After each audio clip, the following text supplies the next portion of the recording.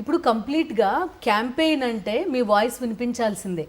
Election campaign అంటే ఆ స్థాయికి వెళ్ళిపోయింది. ఒక్కసారి ఒక పాట వచ్చింది అంటే మొత్తం క్యాడర్ అంతా కూడా ఆ పాట పెట్టుకునే ఊర్లలో తిరగడం అయిపోయింది ఇప్పుడు.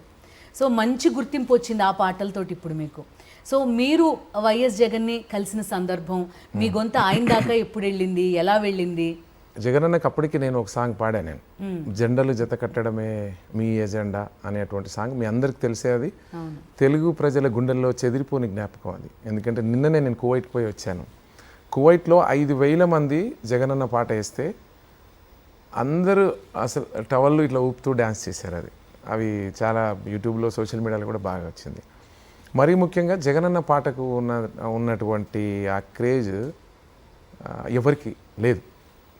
అది అంటే అది అందరికి తెలుసు. తెలుగు రాష్ట్రాలు వెళ్ళారు అంటే ఒక్కసారి పాట ప్లే అయింది అంటే అరే నిజం కదా ఇదంతా భలే చెప్పారే పాటలో అనిపిస్తుంది. పాట లిరిక్స్ కూడా మళ్ళీ ఆయన చెప్పడం అంటే మరీ ముఖ్యంగా మీరు ఈ సాంగ్ గురించి అడిగారు కాబట్టి నేను అంటే ఒక 2 years బ్యాక్, లాస్ట్ ఇయర్ కాక అంతకన్నా ముందు ఇయర్ సంక్రాంతి సంబరాల్లో భాగంగా అప్పుడు ముఖ్యమంత్రిగా జగనన్న ఏపీకి ఉన్నప్పుడు తెలంగాణకి వెళ్ళి కవులను గాయకులను కొంతమంది కళాకారులని పిలిచి వాళ్ళకి సన్మానం చేసి రెస్పెక్ట్ చేయాలనేటువంటి ఒక మంచి సదుద్దేశం జగనన్న కలిగి మమ్మల్ని అక్కడికి పిలుస్తాడు.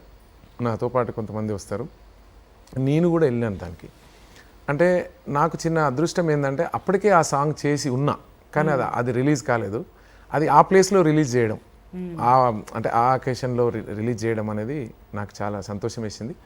జగనన్న ముందు కూడా నేను సాంగ్ పాడి వినిపించాను. అది జెండలు జత కట్టడమే మీ ఎజెండా, జనగుండల గుడి కట్టడమే జగను ఎజెండా. ఓహో బలిరా బలి బలిరా బలిరా, పులివెందులలో పుట్టిందా పులిరా. ఆ పేరు వింటే ఢిల్లీకి అడలు, ఆ పేరు వింటే ఢిల్లీకి అడలు, అసలొంచ ఓడు ఎవడికి మెడలు అన్న. ఆయనెదురుగా కొడుతున్నారు తొడలు, వేసుకుంటారు రా తప్పక చెడలు. పేదోడి కన్సౌల 4 మెతుకుల కోసం ప్రజా సంకల్ప యాత్ర చేసి గెలిసిన యుద్ధం. సీమ పౌరుషం పక్కన పెట్టిండుల పేదల కోసం. జెండలు జత కట్టడమే మీ ఎజెండా, జనగుండల గుడి కట్టడమే జగను ఎజెండా. బలిరా బలి బలిరా బలిరా, పులివెందులలో పుట్టిందా పులిరా. కుర్చీల కూర్చోవడమే మీ ఎజెండా, కుర్చీ జనమే ఇవ్వాలన్నది జగను ఎజెండా. బలిరా బలి బలిరా బలిరా, పేద బతుకుల మార్చినది ఆ పులిరా. అట్లంటది, ఎంత ఫోర్స్ ఉంటుంది అన్నట్టు. ఆ పేరు వింటే ఢిల్లీకి అడలు, అసలు ఒంచబోడు ఎవడికి మెడలు. ఆయన ఎదురుగా కొడుతున్నారు తొడలు, వేసుకుంటారు రా తప్పక జడలు అని ఉంటుంది. తెలుగు రాష్ట్రాలలో రీల్స్ కొన్ని కోట్ల మంది రీల్స్ చేశారు. అంటే ఒక సర్పంచ్కి పెడతారు, ఒక వార్డు మెంబర్కి పెడతారు, ఎంపీటీసీకి పెడతారు, ఎంపీపీకి పెడతారు, జెడ్పీసీకి పెడతారు, ఎమ్మెల్యేకి పెడతారు, ఎక్స్ఎమ్మెల్యేకి పెడతారు. అందరికీ కట్ చేయడము, అతను స్టైల్గా నడుచుకుంటూ వస్తుంటే బ్యాక్ జగనన్న సాంగ్ పెడతారు. అది నా గొంతుతో ఉంటుంది. రీల్స్ ఇట్లా చూస్తుంటే ప్రతి సందర్భంలో నా వాయిసింగ్ వస్తుంది. అదొక గర్వం. ఇన్స్టాగ్రామ్ మొత్తం ఆ పాటలకి డాన్స్లు రీల్సే కనిపిస్తాయి ఇప్పుడు కూడా. అంటే లీడర్స్ కోసమనే కాదు, ఈవెన్ జనరల్ పబ్లిక్ కూడా ఒక బీట్ కుండే మహత్యం కూడా ఏమో అది. అంటే అది ఆ గొంతులో వచ్చే ఒక ఫోర్స్ కానీ లేకపోతే ఆ బీట్ కానీ దాన్ని ఇంకెవరూ బీట్ చేయలేరేమో. అట్లేం కాదు, పాడతారు. అయితే ఏంటంటే ఈ నేలకు మరీ తెలంగాణ గడ్డకు ఉన్నటువంటి ప్రత్యేకత ఏంటంటే మన దగ్గర ఉన్న రచయితలు విత్ ట్యూన్తో లిరిక్స్ రాస్తారు. వాళ్ళు అనుకొని గొప్పగా విత్ ట్యూన్ అనుకొని రాస్తారు. జనరల్గా అయితే మ్యూజిక్ డైరెక్టర్ ట్యూన్ ఇస్తే సినిమాలు మామూలుగా రాసి మ్యూజిక్ డైరెక్టర్ ట్యూన్ చేస్తే ఆ ట్యూన్కి రాస్తారు. మన తెలంగాణలో ఉన్న రచయితలు చాలా గొప్పగా తమ్ముళ్ళు విత్ ట్యూన్ అనుకొని విత్ లిరిక్స్ రాసుకుంటారు. వాళ్ళు విత్ వాళ్ళ వాయిస్తోని నాకు వినిపిస్తారు.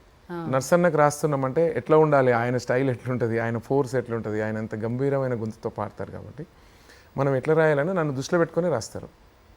అందరూ రచయితలు చాలా అద్భుతంగా రాసినారు. ఈ విజయం నా ఒక్కడిది కాదు. తెలంగాణలో నాకు పాటలు రాసిన ప్రతి రచయితది, నాకు మ్యూజిక్ డైరెక్షన్ చేసినటువంటి ప్రతి మ్యూజిక్ డైరెక్టర్ది, కోరస్తో సహా అందరి సమిష్టి విజయం అని నేను మనస్ఫూర్తిగా నమ్ముతా. నేను పాడిన పాట ప్రతిదీ విజయవంతంగా జనం గుండెల్లో ఎగిరే జెండా అయిందంటే, ఏ నాయకుడు వాడిన జనం జేజేలు పలికిందంటే అది అందరం కలిసి సమిష్టిగా సాధించిన విజయం అని నేను మనస్ఫూర్తిగా నమ్మేవాడిని. మీరు ఇంతకు ముందు చెప్పారు ప్రతి సందర్భంలోనూ పాటనే నేను ఫస్ట్ కమ్యూనికేషన్లో వాడారు. పెళ్లి చూపులకు కూడా అట్లనే పాటే పాడారట, నిజమా? అట్లా ఏమంటే నిజమే కదా. మరి అబ్బాయి ఏం చేస్తాడు? డ్రైవరు. ఇప్పుడు డ్రైవర్కి ఇవ్వాలంటే ధైర్యం ఉండాలనా? సైడు సింగర్ అంటేనే కదా వాళ్ళు ఇచ్చేది. Okay, simple. అది మనకున్న ఎక్స్ట్రా క్వాలిటీ ఇదే కదా, సింగింగే కదా. సరే గొప్ప గాయకుడు ఇంత అయితే అని వాళ్ళు అనుకోలేదు, నేను కూడా అనుకోలేదు, ఎవరు జనం అనుకోలేదు.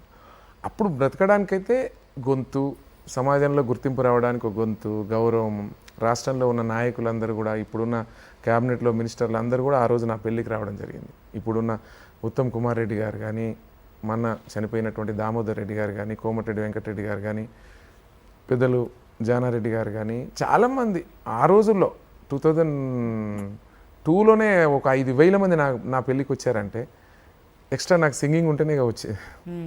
మనలో ఒక క్వాలిటీ ఉంది, లేకపోతే ఆ క్వాలిటీతోనే నాకు పేరు వస్తుంది అని తెలుసుకోవడం ఒక విషయం. కానీ కన్సిస్టెంట్గా ఓ 25 ఏళ్ల పాటు 30 ఏళ్ల పాటు లేదు, ప్రయత్న లోపం అనేది లేకుండా ట్రై చేయడం చాలా గొప్ప విషయం. మీరు ఏం చెప్తారు? అంటే అది చాలా ఇంపార్టెంట్ కదా, మనలో ఉండే ఒక క్వాలిటీ గురించి ప్రపంచం మొత్తానికి చెప్పడం అనేది. నేను మరీ ముఖ్యంగా మీరు పదే పదే నా కోసం మాట్లాడుతూ నా ప్రతిభ గురించి మాట్లాడుతున్నాను. ప్రతిభ ఎవరికి అవసరం లేదు, సంస్కారం ముఖ్యం. నీకెంత ప్రతిభ ఉంటే నువ్వంత నేల మీద కూర్చొని తగ్గి మాట్లాడినప్పుడు, నీకు నేను రెస్పెక్ట్ ఇచ్చినప్పుడు ప్రజల గుండెల్లో గొప్పగా హెచ్చించబడతాం మనం. గింత గొంతుండగానే, గింత పాట రాగానే జేజేల్ వల్కిరు ఏదో ముఖ్యమంత్రి గారు నాకు అందరికీ వాడుతున్నాం కదా, గెలుస్తున్నారు కదా, నాకు చాలా విషయాలు తెలుసు, నేనే గొప్ప అని ఉంటే ఎదగలేం మనం. అంత మన హెల్త్కి మంచిది కాదు, అంటే మన మనస్సుకు అంత మంచిది కాదు. మనని ఎవరు కూడా ఆయన రెస్పెక్ట్ చేయడు మాకు అనేటువంటి జీవితం నాకు అవసరం లేదు. చిన్న పిల్లలతోనే బాగుండాలి, పేద తల్లితోనైనా బాగుండాలి, ఇక్కడ చిన్నప్పుడు కలిసిన అందరితో బాగుండాలి, నా రచయితలతో బాగుండాలి, స్టూడియోలో ఇంజనీర్స్తో సహా, మ్యూజిక్ సహా, ఆఫీస్ బాయ్ కూడా నేను గుండెలకు అద్దుకున్నట్టుగా ఉంటాను. బంధువులలో కూడా నేను అందరితోని అక్క అంటే చెల్లి, బావ అందరితో కూడా వాళ్ళు ఇట్లనే ఉండండి, వాళ్ళ లైఫ్ స్టైల్ అది, వాళ్ళు రైతులు ఉన్నారు అన్నారు, అయినా కూడా నేను దగ్గరికి హత్తుకొని మాట్లాడతాను. నేను ఏమి లేనప్పుడు ఎట్లా ఉన్నానో అన్నీ ఉన్న రోజు కూడా నేను అట్లనే ఉంటాను, ప్రేమగా ఉంటాను. దీంట్లో ఉన్నంత సంతృప్తి ఎక్కడ లేదు. అంటే ప్రతిభ ముఖ్యం కాదు, సమయపాలన ముఖ్యం. నువ్వు ఎమ్మెల్యేగా కాంటాక్ట్ చేస్తున్నావు అంటే నీ బర్త్డే ఎప్పుడు ఒక 3 days, ఒక 4-5 daysలో ఉందంటే ఈరోజే నాకు ఒక పాట చెప్తే 3 రోజుల ముందే నా పాట నేను రెడీ పెట్టుకొని నీకు 3 రోజుల ముందే ఇచ్చేస్తున్నాను. అంటే అది టైం చూసుకోవాలి. మీరు చెప్పిన పనికి నేను రెస్పెక్ట్ చేయాలి. ఏదో నాకు పాట వస్తుంది, నాకు ఏదో ఉన్నది నేను చేయను, నాకు టైం కుదరలేదు, సారీ అన్న మళ్ళీ ఇట్లాంటివి కాదు. మీకు అర్థమైంటుంది. తగ్గి ఉండడం సంస్కారం. ఎదిగే వాళ్ళందరికీ నేను చెప్పేది ఏంటంటే ఫస్ట్ ఎంత ఎదిగితే అంత తగ్గి ఉండండి. నీకు ఎన్ని డబ్బులు వచ్చినా తగ్గి ఉండు, నీకు ఎంత పేరు వచ్చినా నువ్వు తగ్గి ఉండు.